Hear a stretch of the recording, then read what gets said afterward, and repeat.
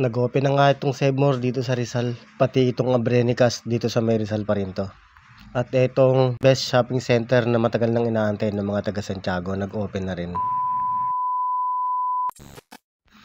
Hindi nga ako nakapunta nung opening ng Save More na to dahil nasabay naman may rota ako. Kaya ngayon dinaanan ko na ulit at hindi pa ako nakakapasok nga dyan. Pero pag may pagkakataon papasok ako dyan. Siyempre malapit lang kasi. Sa Rizal lang din eh. Di taga Rizal din ako. Madami pa naman panahon pero sa ngayon sa labas muna ako. Daan-daan lang muna ulit.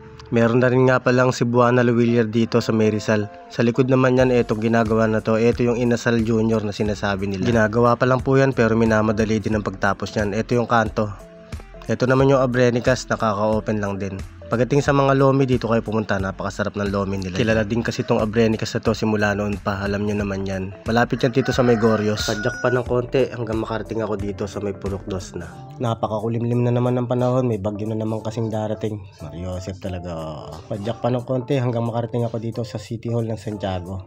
Hindi rin ako nakapunta dito ng pailaw. Ayan, maligayang Pasko, Santiago eh. Kaya puntahan nyo to paggabi, napakaganda ng pailaw dyan. Paggabi lang alangan naman pag-araw.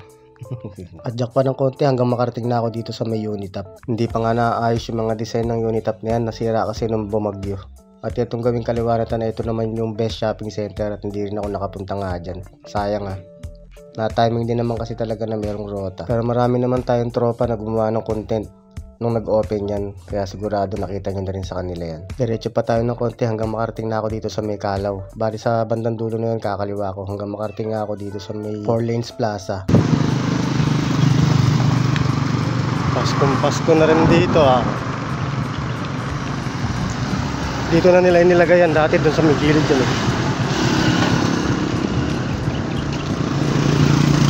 2025. Yung dati dito nakalagay yan, nilipat na lang nila sa gawing gitna. Yo! Nakarating na nga ako ng Baluarte at kakanan na nga ako dito. Papunta rito sa lugar na to. Dire-diretso lang ng konti ito ha. Tapos pagdating sa dulo, kakanan na ako. Ito na yung lugar, dito na ako kakanan. Madadaan ako bali to.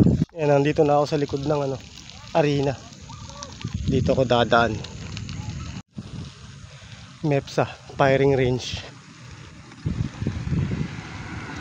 Pagdating ko dito na ako kakaliwa. Dito sa lugar na to marami ng resort dito. Yan yung likod oh, ng sports arena.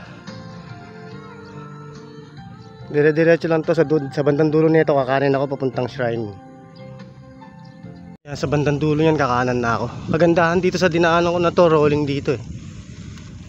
Medyo may kagandahan dito kapag magte-training ka.